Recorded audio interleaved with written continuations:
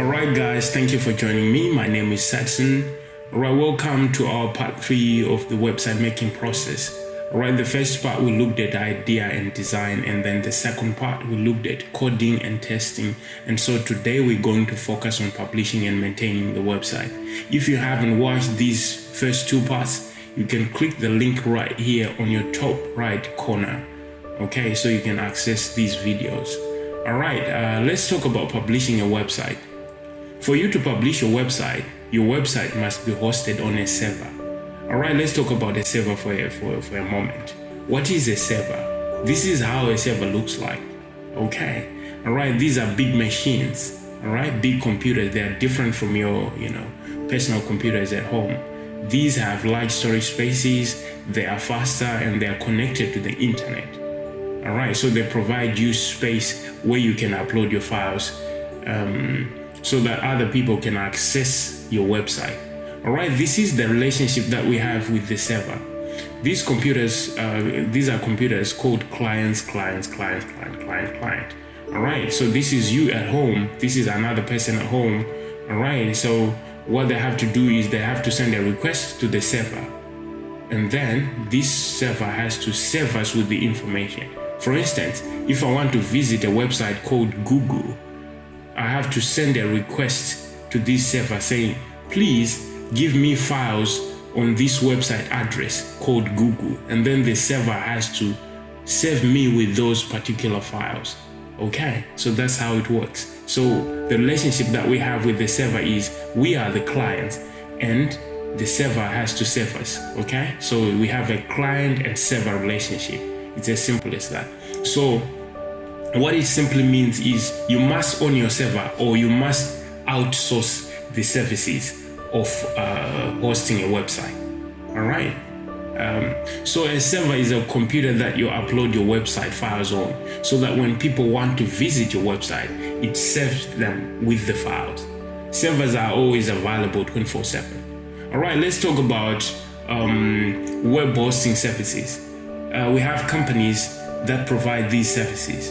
Okay, so they provide you with server space, and then they maintain that server space, and then you have to pay for that server space. Okay, all right, so this is how it works. You have a client or visitor, that is somebody at home, somebody in some place, or they want information from the website, and so they are going to be served from the server. I am the web developer over here. My relationship with the server is I have to upload my files. Okay, when I finish making my website, I have to upload it to a server. Once I upload it to a server, I make it available to the client. Okay, how do I make it available? I make it available through a domain name. Okay, so these web hosting companies, they sell hosting services and domain names. All right, what is a domain name? A domain name is the address, okay, that you use when you want to visit a particular website. All right, for instance, www.google.com. That is a domain name. Okay, so if I want to access Google, probably this is Google right here. They have their files over here, and so what happens is their web developer had to upload files into and then each time I want to visit this place here or Google, I have to access it via all right? So is the website address, all right? And so I have to punch in and then send it to this server via a protocol, all right? And then this is more like a request, okay? Each time I punch in the address, I'm requesting this server, all right? And then I'm asking this server to say, on this particular address, save me with that particular address files. All right, and then so what happens is when I send a request about this server has to look for and then it saves me with particular files from okay? All right, so this is how it works. So we have web developer uploading files to a server, and then the server has to serve the client or the visitor of the website. Okay, via what? Via these website hosting companies. All right, these provide what we call hosting services and domain names. All right, they provide different plans, so you can actually look up and then see which plan you want to adopt, or which plan you know is more favorable to you. All right, this is how it works. All right, let's talk about maintaining a website. You have to check your website regularly to ensure you resolve any issues that might be going on your website.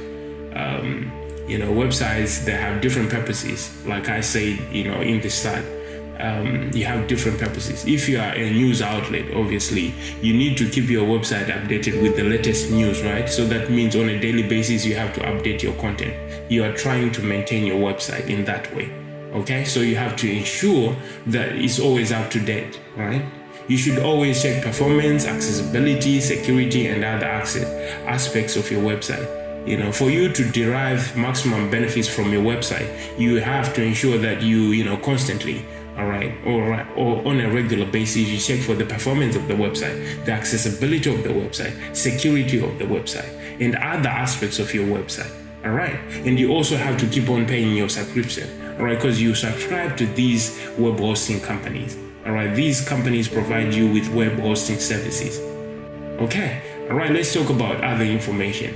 You should look up for domain registrars. All right. These companies, we call them domain registrars because they can register your domain name. Okay. You give them a particular name that you want, and then they have to register that name, okay, for you. So they are called domain registrars. All right. And then you have to look up for ICANN. This is an organization that is responsible for domain names. Okay. They are in charge of domain names. Any issues to do with domain names, all right, you have to contact this organization. All right, let's look at some of the most expensive domain names. All right, business.com, lasvegas.com, carinsurance.com.